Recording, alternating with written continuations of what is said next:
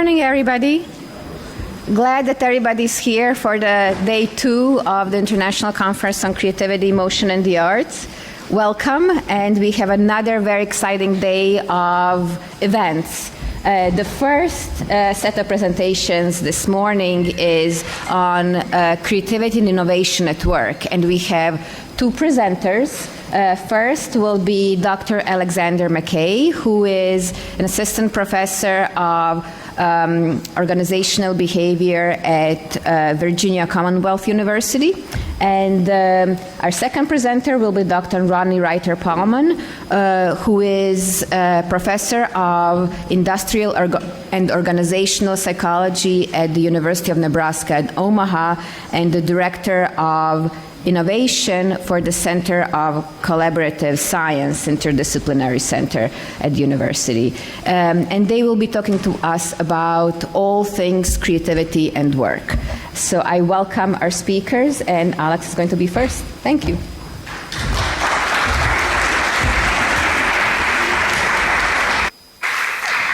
Good morning. Thank you for being here. My name is Alex McKay. I'm from Virginia Commonwealth University in the Department of Management Entrepreneurship. So this morning I'm going to talk to you about the role of affect in both social networks, so who we collaborate with, and also in team settings, and how that impacts creativity and innovation, primarily at work. So Zorana mentioned this yesterday, but in 2015, the World Economic Forum asked top executives and those in charge of hiring at 371 corporations across 9 different industries, what skills did workers need in 2015, and what will they need in 2020? In 2015, creativity was ranked as the 10th most important skill that workers needed, but for 2020, that increased and moved up to the 3rd most important skill for 2020. So we can see that creativity is growing in importance. Now, in addition to that, numbers 1 and 2, complex problem solving, critical thinking, and number 10, cognitive flexibility, are also closely related to creativity. So we can see that 4 out of the top 10 here are creativity or related to creativity in some way. Now, in addition to creativity, the collaborative element that goes into work is also growing substantially. Within science and collaboration within for scientific articles, since 1955, teams were about an average of 2 people working together, and in 2000, there's about 3.5 authors collaborating together on a single publication, for example. So we can see this is growing as importance. In companies as well, people have reported spending as much as 80% of their time working collaboratively with other people, and in some cases, people have argued that the unit now within companies are teams. They're not people working alone. Instead, it's groups of people working together collectively to accomplish some sort of task. Now, when we go back to this top 10 list from the World Economic Forum, what we can see is that while 4 of them are specifically related to creativity, the other 6 deal with elements that deal with collaboration, that deal with emotional intelligence, and so forth. So basically, this top 10 list is all about creativity, collaboration, or emotions. So we can see that this is a pretty important part of today's workplace. So for today's talk, I'm going to kind of review the role of affect for both with collaborative creativity, focusing on these kind of social networks as well as with team settings as well. So I'm going to distinguish between 2 terms called intrapersonal affect and interpersonal affect, and then focus primarily on this interpersonal affect. And then I'm just going to discuss a couple quick practical implications, and in terms of some things we don't really know that much about yet that have a big impact within the workplace. So to kind of start off, distinguishing between intrapersonal affect and interpersonal affect, intrapersonal affect deals with affect within a person. So how does my mood, my emotions, and so forth impact my own performance, my behaviors, my motivation, my thoughts, and so forth? Zorana talked a little bit about this yesterday in her talk about how people's emotions impact their creative performance. So interpersonal affect, though, is a little bit different. This deals with affect and mood and emotions between people. So how does my mood state impact somebody else's cognitions, behaviors, and motivation? Or how does somebody else's emotions impact my cognition, behavior, and motivation? So kind of jumping into this affect this interpersonal affect, what we very much know is that emotions and affect serve a very important social signal. If I show an expression of fear, it might signal that there's some sort of threat in this room where everybody else would sort of heighten their awareness and pay attention to what's going on. If I displayed happiness, other people would probably feel some sort of enjoyment and happiness as well. And what we do know is that emotions can occur at this collective level. Sort of groups working together can kind of experience and feel the same emotions as one another and kind of reach some sort of harmony in terms of their emotional expressions. So jumping into kind of work and social relationships, we know that affect plays an important role in terms of us forming and creating and maintaining relationships with other people, who we collaborate with, who we spend our time with, and so forth. Some of this is due to what's called emotional contagion. If somebody's smiling, it puts us in a better mood and we're more likely to approach and talk to those people, and so forth. Now, in addition to that, it also impacts who we continually maintain and spend our times with as well. And what's kind of referred to as strength of ties, or kind of strength of relationships with other people. And there's kind of three main types. One of which are weak ties, which are people we don't collaborate with very often, we've only known for a short amount of time, and we're not that emotionally close with. We just don't know them that well, but we do interact with them from time to time. Now, strong ties are people we've known for a long time, people we talk to frequently, and people we are very emotionally close with. People that we're very strong trust and engagement with in that regard. Now, super ties are kind of an extreme and unique case of strong ties. They're people we collaborate with potentially across our entire career. We're very close with them. We trust them very, very strongly, and they play a very important role. So to kind of illustrate this as well, this is a giant social network of a lot of creativity researchers, pretty much everybody who's here and many more. So this is all collaborations in over 200 academic journals. And this is just even a small subset of all of that. It's only about 1,700 people with about 4,500 collaborations. And everybody within this group has collaborated with at least one other person in the group. So now the colors in this represent different groups that collaborate with each other more regularly. So if you see consistency in the same colors, those people are ones who are working together more often. Now the sides of the different nodes, as they're called, or little dots, represent who even spans across some of those different groups. So you can see there are some people that have a larger one and they kind of collaborate with a lot of different people. Now you can see a lot of instances here as well. So these two red dots, this large one and this one right here. This one's Roni Reiter-Palmon right here, and this other one is James Kaufman, who you heard yesterday. And they've collaborated with each other 14 times. So they're more of kind of super ties in many cases, people who collaborate with each other very regularly. And there's very many other kind of instances in here as well. People have collaborated a few times with each other, people who may even never have collaborated, but still have interacted and talked to one another. So now all of the research that's been done kind of on these different social relationships in terms of collaboration, who talks to who at work and communicates with, kind of has shown a fair amount of evidence for how these ties kind of impact people's creativity and innovative performance. So weak ties generally do help somewhat with idea generation and getting diverse knowledge. Talking to people you don't normally talk to can be a way to get things or ideas that you've never heard before. Typically, people might be in a different department at work, or just people you just don't interact with as often. Now, strong ties typically have demonstrated more of a stronger relationship with creative performance, actually. Now, these people really help out with idea implementation. If you have an idea that you're trying to work on and get put into practice, these people can play a big role in terms of getting buy-in from management and other people within the company, and play an important role in terms of getting support. So this emotional closeness and this trust can play a very important role. In addition to that, if you have highly original, wild ideas, they can be a really great group of people to discuss those with. Now, super ties can play an important role in terms of long-term collaborative partners across one's entire career. So I could really talk about this all day. This is more my research area and interest, but it's also very important to kind of talk about teams and creativity as well. Because those one-on-one relationships that I mentioned are often embedded and a part of larger teams, groups of 4 or 5, potentially even more, working within companies on some sort of bigger issue. And teams can and do have a collective affect between them. And there's kind of two ways of approaching and studying this and how this sort of comes about. One is sort of top-down influences, whether or not there's some collective group or collective influence on each individual person.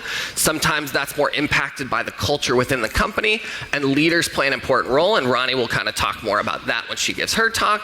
But there's also these bottom-up processes, whether each individual person's kind of sum together, and the whole is kind of the sum of its parts, where each person sort of impacts what's called the effective tone, and whether or not then if people will converge and feel the same way, or potentially diverge and feel a different way from one another.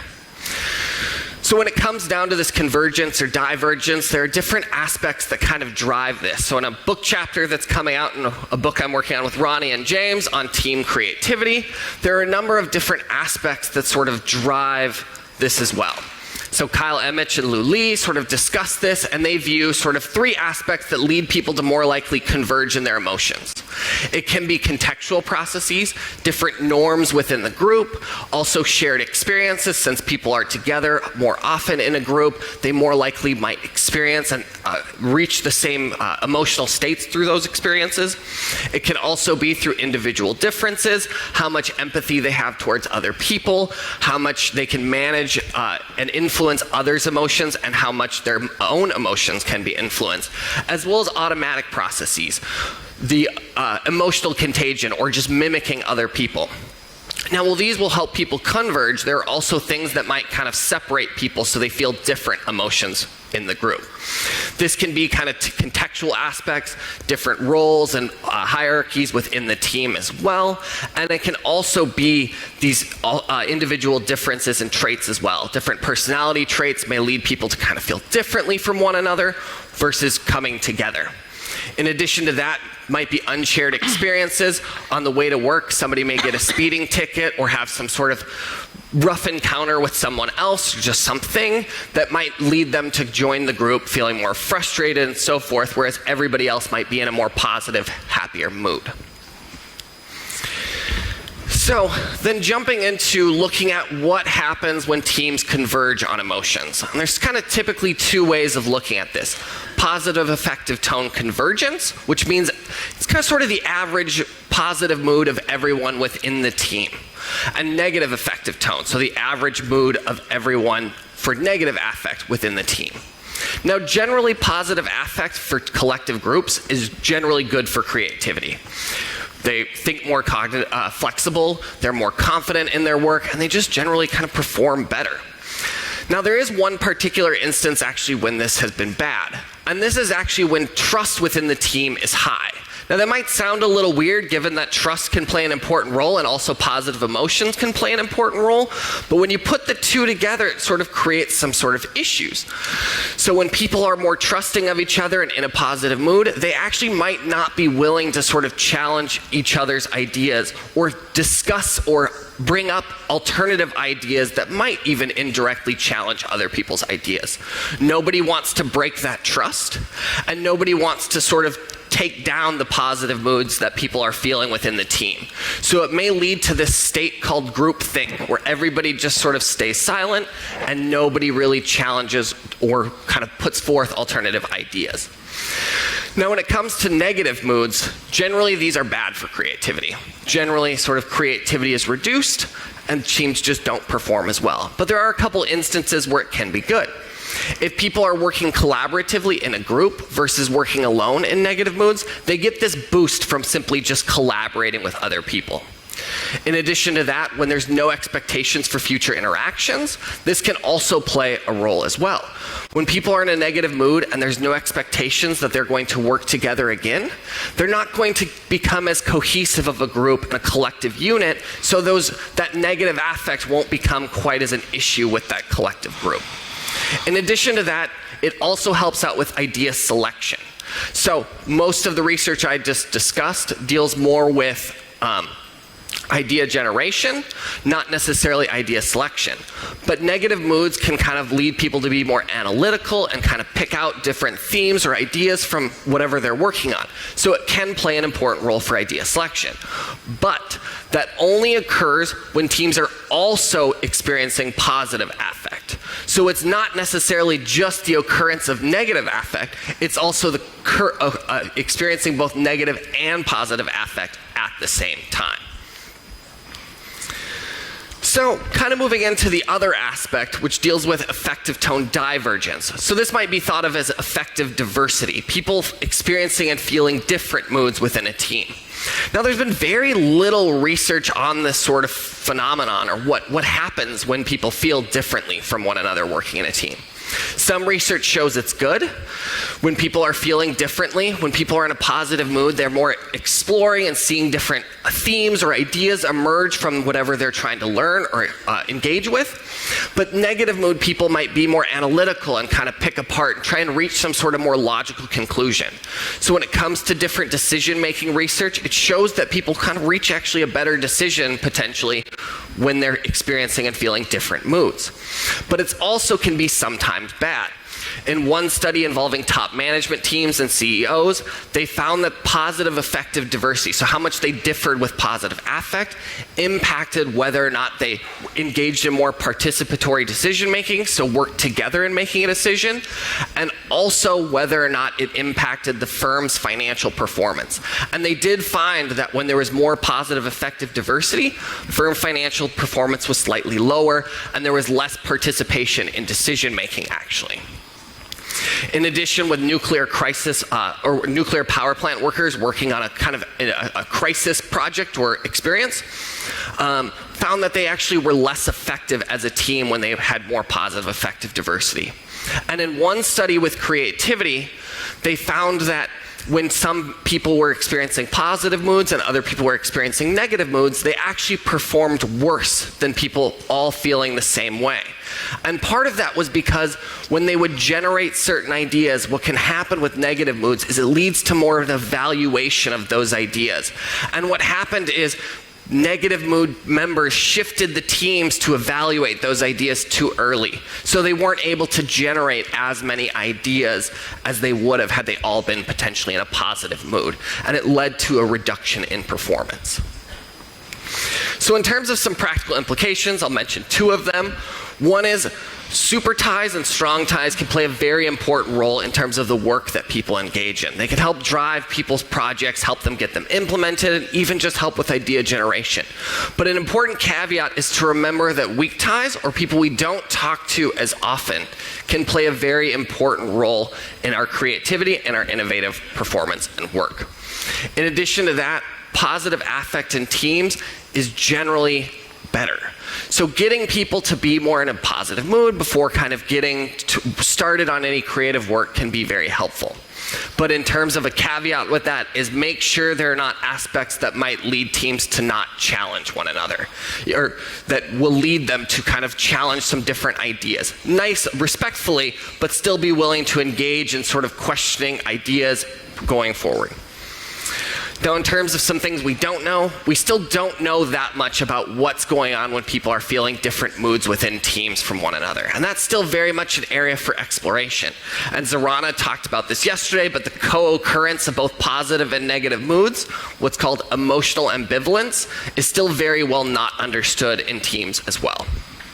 And on top of that, I talked at first about kind of one-on-one working relationships, and then I switched to teams. We also still don't know about how those individual relationships within teams sort of impact the whole team as well. Sort of understanding how these two people or included within about 4 or 5 other people, how that might impact performance as well. Thank you for listening, and I'm happy to answer any questions at the end, and I'll turn it over to Roni right now.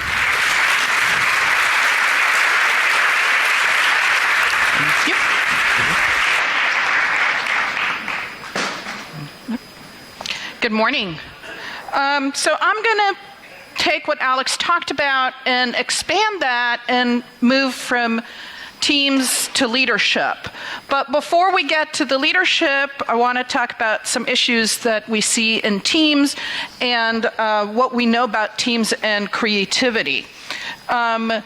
So in order to do that, I first want to talk about why we are interested in creativity in teams.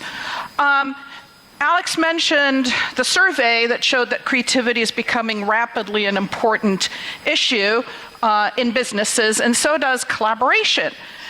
The reason those have emerged is because we are seeing that the problems that are facing businesses today, and actually generally in society, are very complex.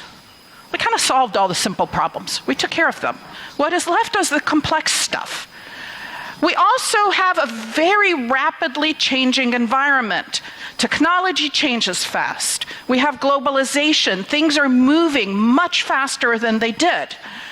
In order to respond to that, businesses need to be able to respond fast and to respond to complex problems, and that's why we want to use teams. When we use teams, we can use the diversity of the team to respond to these complex problems, and we can divide the work up to allow for a much more rapid response. So, we typically, in the team research, use what we call the IPO model, input, process, output. This has been in existence since the 60s. In our case, output is always a creative product or process or idea or solution to a problem.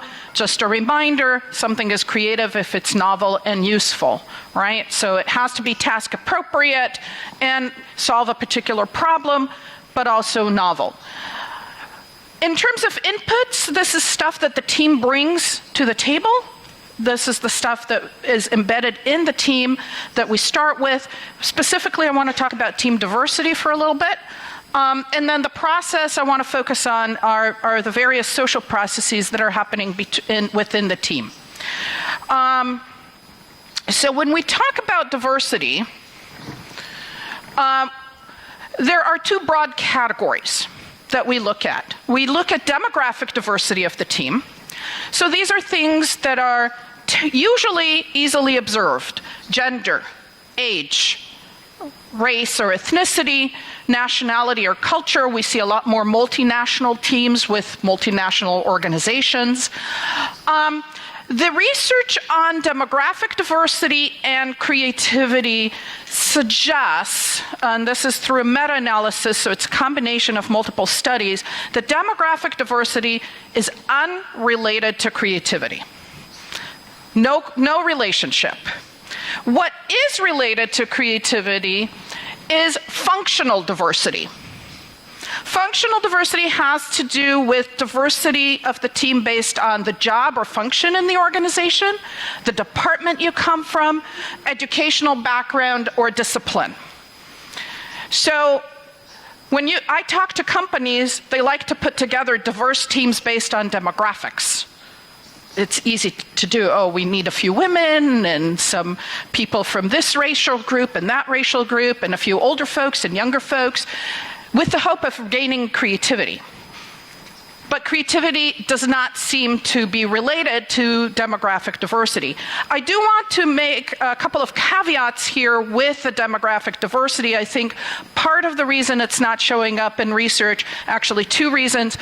One is that demographic diversity can be related to the task itself or the problem to be solved or not.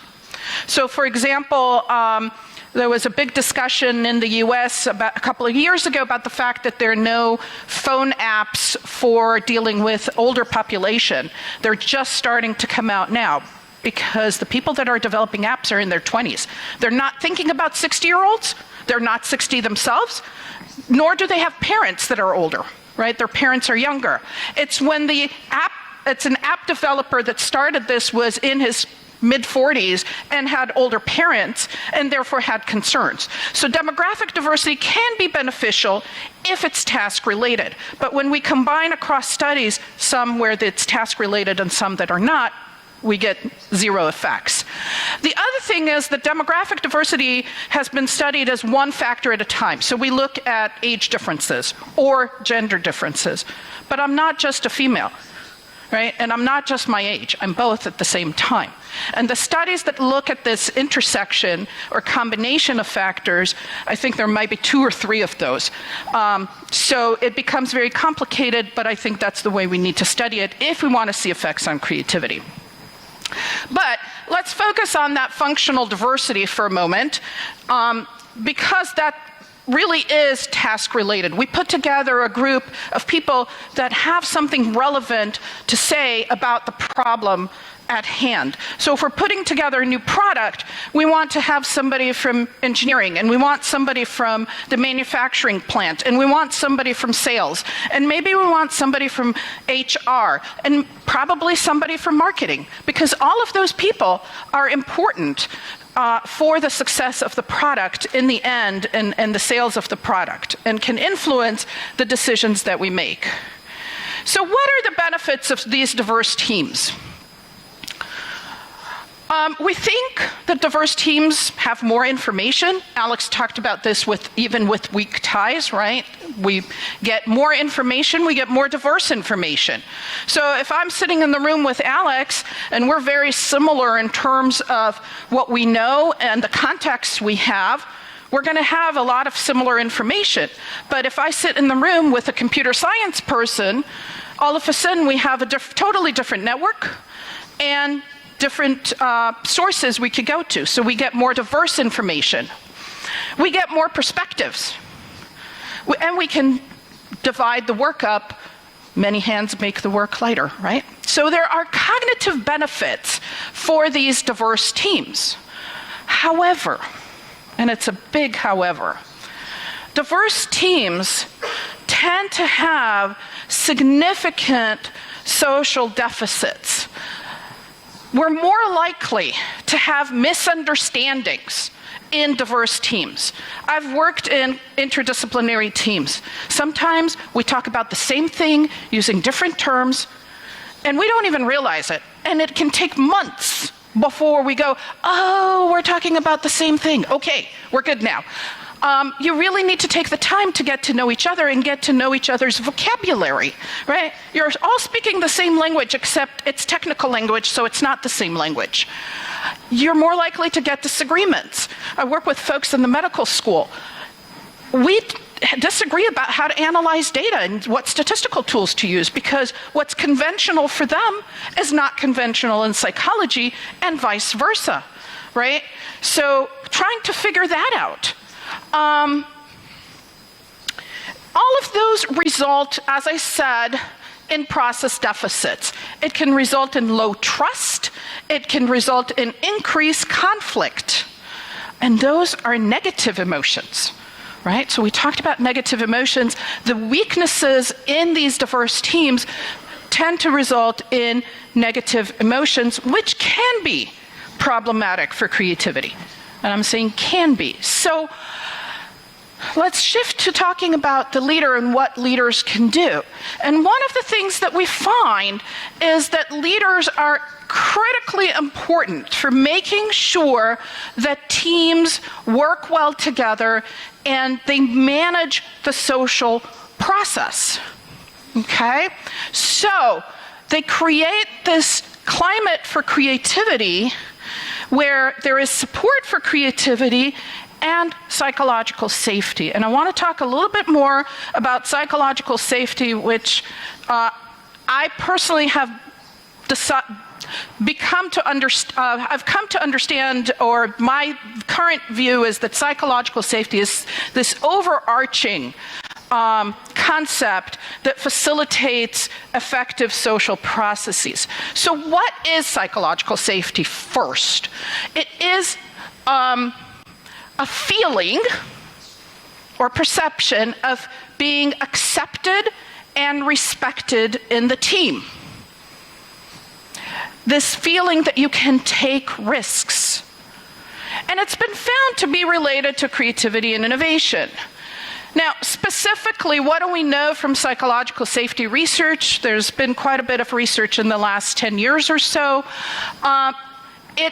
We find that it increases knowledge sharing in teams. So psychologically safe teams are also teams where people team members feel comfortable sharing information, sharing knowledge. It relates to motivation and willingness to be creative. So if you feel psychologically safe, you're more motivated to be creative, you're more willing to be creative in a team. It increases reflection in a team. So team reflexivity, this notion that we think about what went well, what didn't go well, how we can change things so they go better in the future, are particularly important for these teams that work together for a period of time. And as a result, it facilitates learning from mistakes. And it allows teams to integrate conflicting views. So if you have a diverse team and you have this notion of, oh, I'm bringing something and you disagree with me because you do it in a different way, how do we put these two together? Well, it allows us, through psychological safety, we can safely discuss this and find a way to integrate conflicting views. All of those are the reason why psychological safety results in increased creativity. Recently, maybe about a year ago, Google came out with this famous study of 180 teams. I think it sounded like they've discovered something new. They really didn't.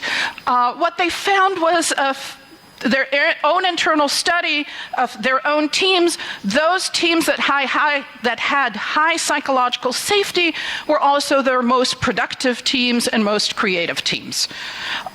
Interestingly, and this piece was new to me, was that individuals in those teams, when you feel psychologically safe, you do not want to leave the team. You tend to stay, which for organizations can be really important. If you have valuable members leaving, that's not good.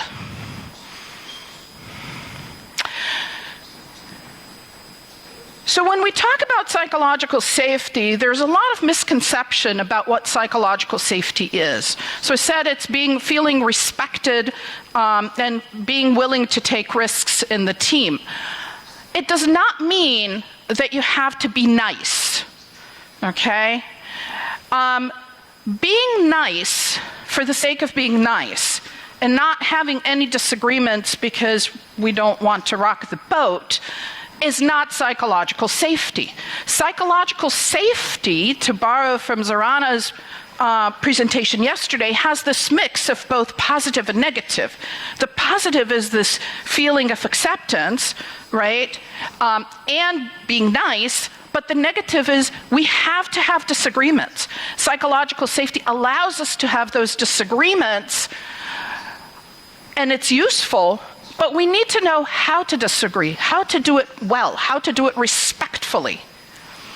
And that's what psychological safety is all about. And it has this mix of positive and negative emotions because of that.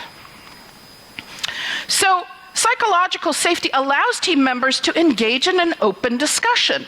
That's exactly what we want. We want people to criticize each other in a constructive way. If I bring up an idea and it's crazy, I want my team members to tell me it's a crazy idea and tell me how we can make it better.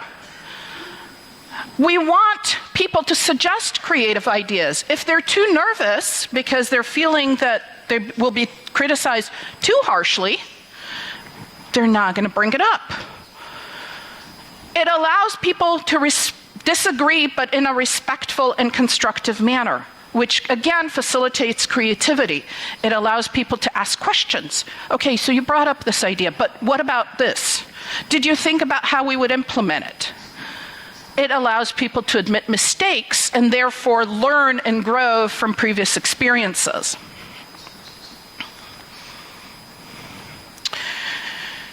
So what can leaders do? How can leaders promote psychological safety in the team?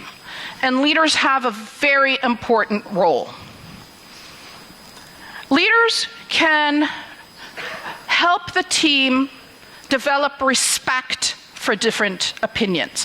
One thing that leaders can do is role modeling, right? So if somebody brings a different opinion, so we're sitting in my lab and somebody says something that I may not agree with, well, I can make fun of them, I can tell them they're wrong. I can call them an idiot. There are all kinds of ways I can react. Ideally, what I should do as a leader is say something like, tell me more about this. I want to hear. Okay, this is an interesting point. How does it work with what we've talked about so far? What sort of support from the literature do you have for this point of view? And that would make my team see that this is the appropriate way to have a conversation and disagree. My students will then be more likely to voice their disagreements if I am respectful towards someone that disagrees with me. They're also more likely to disagree respectfully with each other. A leader can also promote open communication. A number of ways. You know, a lot of teams have somebody that's very dominant. Well, part of the role of the leader is to make sure that person is not so dominant. And there are, again, respectful ways of doing that.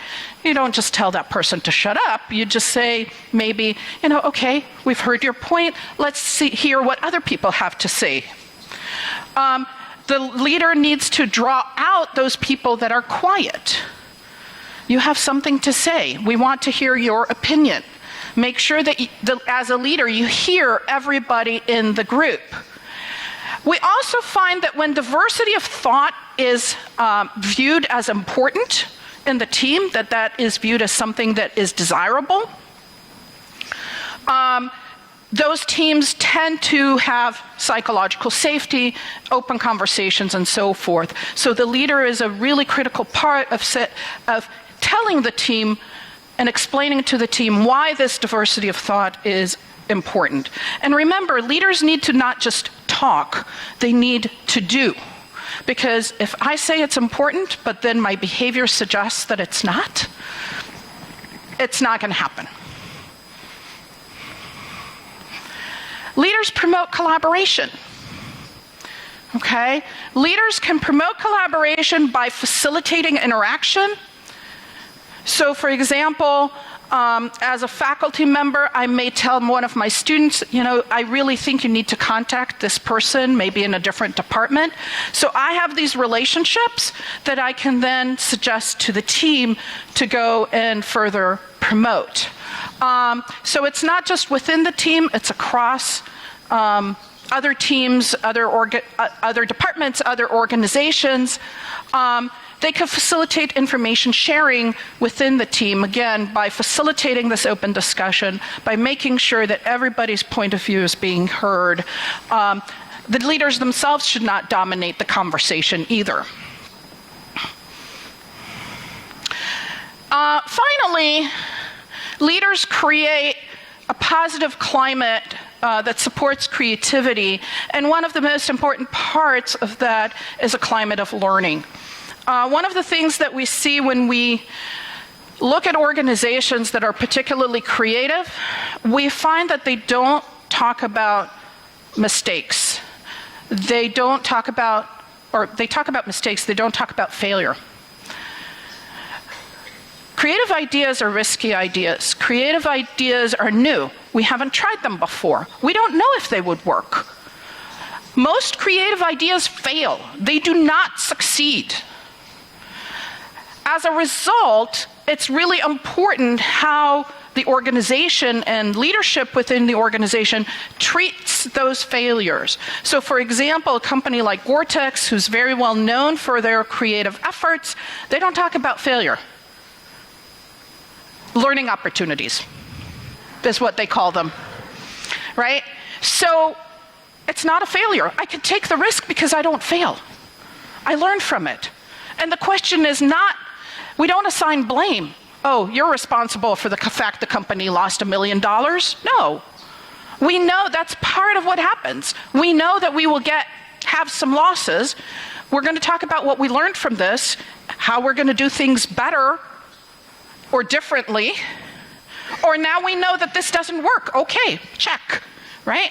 We don't assign blame, we learn from our mistakes, and we reduce the risk of team members from taking those risks by not assigning blame and not calling them failures, okay? So, And with that, I am done.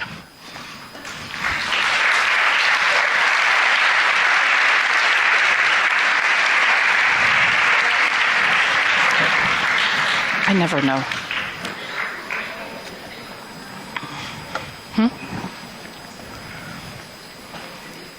Oh, yeah.